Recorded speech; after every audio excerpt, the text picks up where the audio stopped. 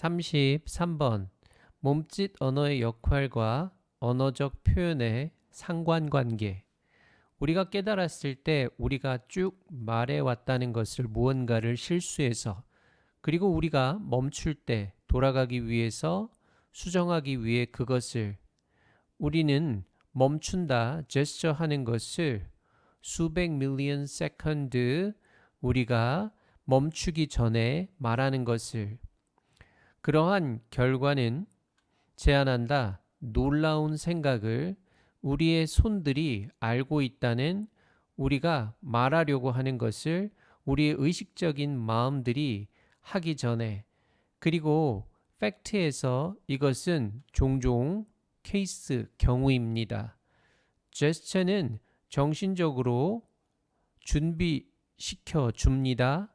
단어를 말을 적당한 용어가 오게 하기 위해서 우리의 입술들에 사람들이 막히게 되었을 때 제스처 하는 것을 그들은 이야기한다. 덜 유창하게 그들의 말은 중재하게 된다. 왜냐하면 그들의 손은 더 이상 공급할 수 없기 때문에 그들에게 다음에 단어를 그리고 다음에 제스처 할 수 없다는 것은 가진다. 다른 해로운 영향을 제스처 없이 도와주는 우리의 정신적인 과정을 우리는 기억한다. 덜 유용한 정보를 우리는 해결한다. 문제를 덜 잘 그리고 우리는 덜 설명할 수 있다. 우리의 생각을 뒤따라가는 것으로부터 아주 멀리 뒤따라가는 것이 아니라 말하는 사람의 서투른 그 동반자로서 제스처는 보여준다. 이끄는 역할을 선도하는 역할을 우리의 생각에 몸짓과 말의 상관관계 두 번째는 몸짓이 말하기에 미치는 영향 몸짓 제안의 부정적인 영향 네 번째 몸짓의 역할에 대한 오해 핵심 메시지는 몸짓은 말하기를 단순히 보조하는 게 아니라 의식적 사고 전에 이미 말할 내용을 준비하는 것이지요. 몸짓이 제한되면 언어적 능력과 사고 과정 전반에 부정적인 영향을 미치게 됩니다. 몸짓은 언어적 표현을 위한 필수적이고 적극적인 사고 과정의 일부분임을 강조하고 있습니다. 34번 과거와 미래 사이의 상호 영향력 차이에도 불구하고 과거 그리고 미래 사이에 쭉 발생해온 것과 올 것 사이에 이것은 제한이 될 수 있습니다. 우리의 생각이 과거에 항상 쭉 영향을 받아왔다는 것이 우리의 관점에 의해서 미래에 혁명가들은 항상 쭉 주목해 왔습니다. 과거에 구성하기 위해서 그들의 미래의 대의를 충분히 입증되어진 것처럼 얘들에 의해서 민족주의로부터 공산주의까지 미래는 종종 보여져 왔습니다. 다양하게 회복으로서 잃어버린 시간의 복제물로서 설립되어진 것에 또는 모델로서 후세에 전해지게 되는 영웅의 시대에 의해서 오래전에 사라지게 된 글은 역사의 기본이 되어집니다. 근거가 되어집니다.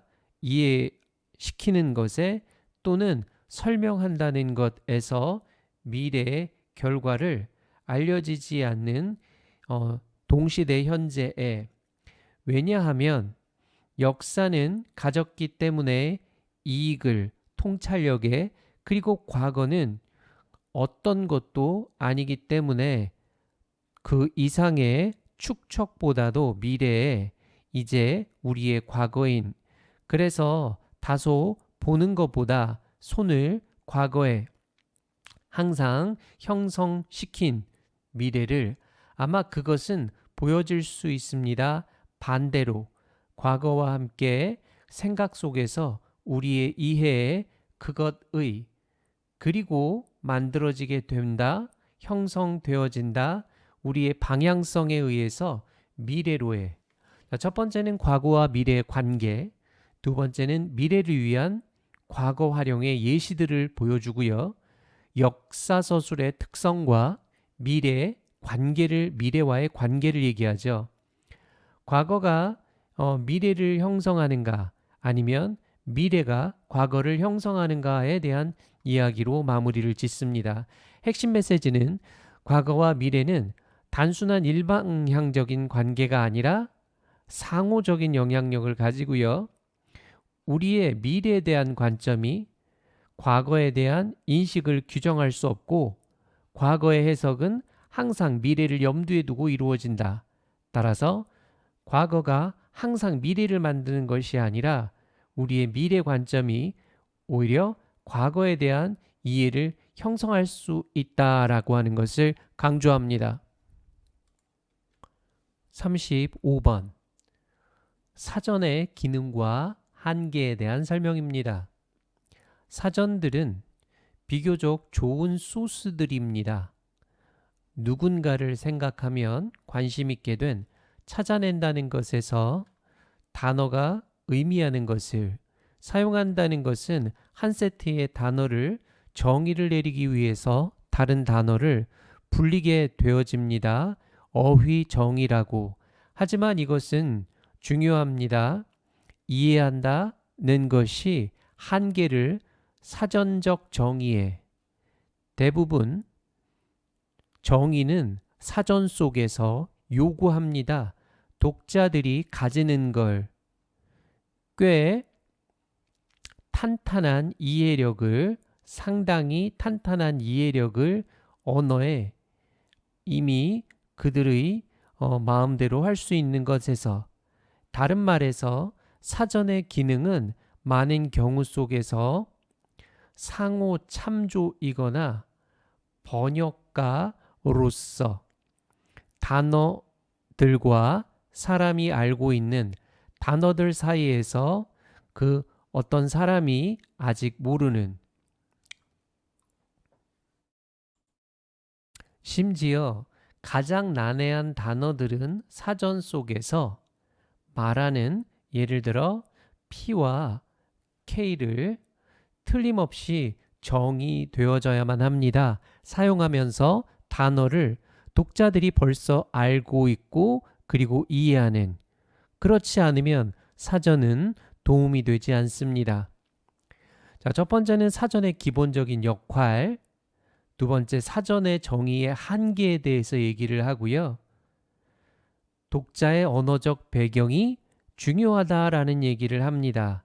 마지막으로 어려운 단어의 정의를 예시하고 있죠.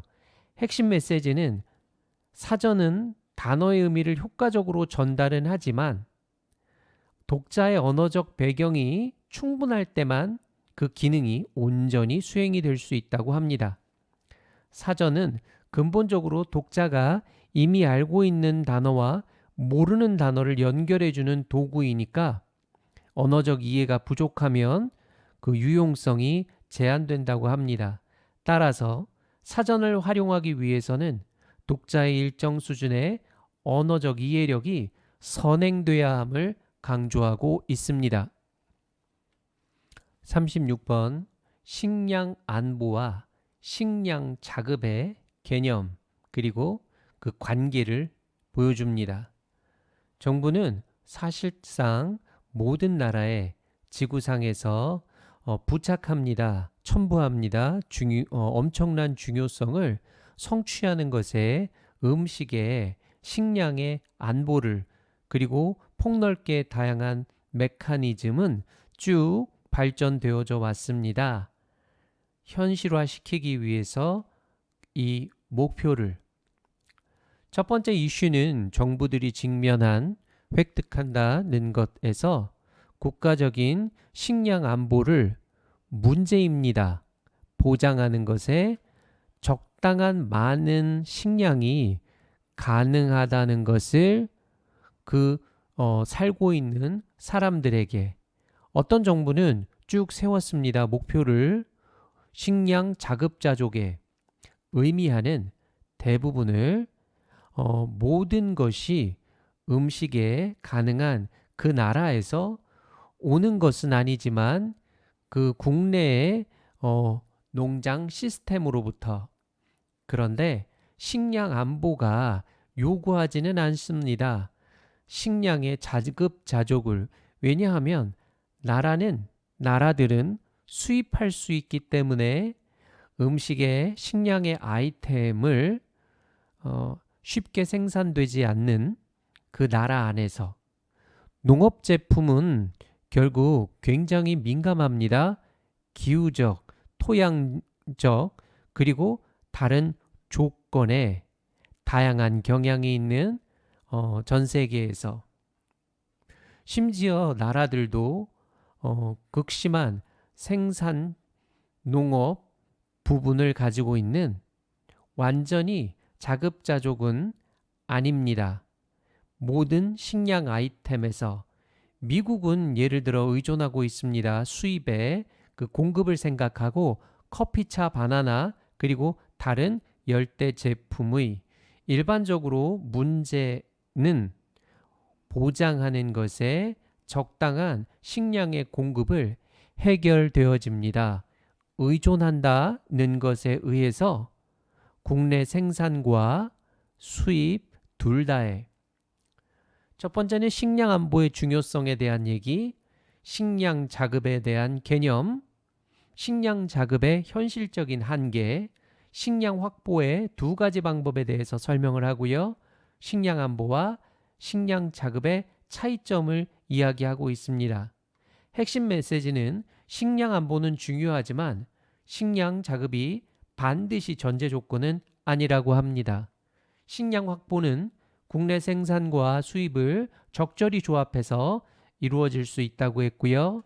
농업 조건이 전 세계적으로 다르기 때문에 모든 식품의 자급자족은 현실적으로는 어렵다는 점을 강조하고 있습니다. 스트레스는 영향을 끼칠 뿐만 아니라 신체적인 질병을 바로 구조를 영향을 주죠. 우리의 두뇌. 그리고 만든다. 우리가 심지어 더 많이 경험하도록 지친, 물이 빠진, 피로한 두뇌를. 그것은 많은 연구는 쭉 실행되어져 왔습니다. 드러내기 위해서 일어나는 것을 건강한 사람의 두뇌들 속에서 그들이 겪을 때 무언가를 스트레스인 한 연구는 보여주고 있습니다. 연결을 비슷한 해마와 사람들 사이에서 쭉 겪었었던 오래 지속하는 스트레스를 왜 이것이 문제가 되지요? 이러한 부분은 두뇌의 도와줍니다. 당신이 회복력이 있는 것으로 남아있도록 직면에서 스트레스에 그리고 포함이 됩니다. 기분 조절 속에 그것은 또한 도와줍니다. 당신이 모니터하는 걸 안전을 당신의 환경에 그리고 저장하는 걸 위험한 이미지들을 당신의 장기간 기억에 그래서 당신은 피할 수가 있습니다. 그것을 미래에 그것은 한다. 모든 이러한 것들을 일부로서 그 임무에 조절하는 것에 당신의 교감과 부교감 신경 시스템을 하지만 만성 스트레스는 혼동시킵니다. 해마를 그리고 이끕니다. 전환시키는 것으로 신호를 코티솔을 향해 코티솔을 생각하고 코티솔이 켜 있는 것을 생각하고 끄는 것 대신에 가둘 수 있는 당신을 지속적인 상태 속에 싸움의 달아나는 것에 또는 꼼짝 못하게 얼어붙게 하는 것의 스트레스의 영향 범위에 대한 얘기 스트레스와 신경계의 관계를 설명했고요. 그래서 해마가 혼란스럽다라는 얘기고요. 해마의 중요성에 대한 이야기를 합니다. 그래서 스트레스와 뇌 변화에 대한 연구 결과를 설명했고요. 핵심 메시지는 만성 스트레스는 신체뿐만 아니라 뇌 구조에 심각한 부정적 영향을 준다. 특히 해마의 기능 저하 및 구조 변화는 기분 조절 그리고 스트레스 회복력을 저하시킬 수 있다고 합니다. 스트레스를 효과적으로 관리하는 것이 뇌 건강과 삶의 질 유지에 필수적임을 강조하고 있지요. 38번 과학의 창의성, 지식의 형성, 그리고 베이지안의 갱신에 관한 이야기. 그것은 유용합니다. 중요합니다. 인식하는 것이 비록 과학이 규칙에 기반을 둔 과정이지만 그것은 매우 많이 창의적인 과정이다는 것을 추론은 철학적인 발명입니다. 그리고 요리가 되지요. 그리고 만들어지게 됩니다. 다소 신비스럽게 마음속에 그 정신적인 계산을 통해서 우리가 부르는 세심한 숙고라고. 그런데 가설이 테스트가 될 때까지 그 현실에 맞서 그것은 아직 진정한 지식이 아닙니다. 즉, 그것은 단지 정보이지요. 나타내는 추측을 지식은 정보입니다. 쭉 보여준 그 유용성을 그것은 남겨지게 된 것이 그 사이클 이후에 실험적 테스트에 없애온 것입니다. 쭉 없애온 것입니다. 잘못된 이론들을 과학자들이 계속해서 테스트를 하면서 그들의 가설을 그리고 수정하면서 그들의 모델을 설명하기 위해서 새로운 그리고 놀라운 데이터를 한 종류의 학습 루프는 생겨나게 됩니다. 통계학자들이 부르는 베이지안 업데이팅이라고 근거가 된 베이지의 규칙에 발전이 된 그 18세기 영국 통계학자와 철학자 토마스 베이에 의해서 베이지안의 업데이팅은 언급하고 있습니다. 수학적 과정에. 그래서 받아들여진 이론 또는 예측 가능한 모델은 점차 정확하게 됩니다. 반복적인 테스트를 통해서 다양한 변수의 그러한 이론에 첫 번째는 과학의 본질적인 특성에 대한 이야기, 가설과 지식의 차이점을 설명하고 지식은 이렇게 형성되는 과정이 있습니다. 지식의 형성 과정의 얘기, 베이지안의 갱신의 개념에 대한 설명을 해주고요. 마지막으로 베이지안 갱신의 중요성에 대한 이야기를 합니다. 핵심 메시지는 과학은 규칙과 창의성이 함께 작동하는 과정으로 단순한 절차 이상을 의미합니다. 그래서 참된 지식은 실험과 현실의 검증을 통해서 얻어지고 유용성을 입증한 정보만이 지식으로서 인정이 되지요. 베이지안의 갱신은 과학적 지식 형성 과정에서 이론과 모델을 지속적으로 개선하고 정확성을 높이는 핵심적인 방법임을 강조하고 있습니다. 39번 철학적 정의의 사용과 신조어의 필요성. 일반적인 규칙으로서 그것은 더 괜찮습니다. 만약에 당신의 정의가 일치한다면 밀접하게 가능한 만큼 방식에 그 용어가 일반적으로 사용되는 종류 속에서 논쟁에 당신의 주장이 관련이 있을 겁니다. 어쨌건 경우가 그것이 적절하고 심지어 필요한 곳인 만들어내는 것이 특별한 사용을 철학자들이 부르는 것을 통해서 자극적인 정의라고. 이것은 경우입니다. 케이스입니다. 현재의 어휘가 만들 수 없는 곳인 그 구분을 당신이 생각하기에 철학적으로 중요한, 예를 들어서 우리는 가지고 있지 않는다 용어를 일반적인 언어 속에 묘사하고 있는 그 기억을 절대적으로 기억이 아닌 어떤 것의 사람이 가진 그것을 쭉 경험해 온 그러한 것은 일어나곤 합니다. 예를 들어 만약에 내가 다소 공유한다면 당신의 기억을, 즉 나는 가지고 난다 메모리 형태의 기억을, 하지만 이것은 잊지 않고 난다 어떤 것에 내가 실제로 경험해온, 부른다는 것은 이것이 메모리라고 잘못 이끌곤 합니다. 이러한 이유를 생각하면 철학자들은 쭉 만들어 왔습니다.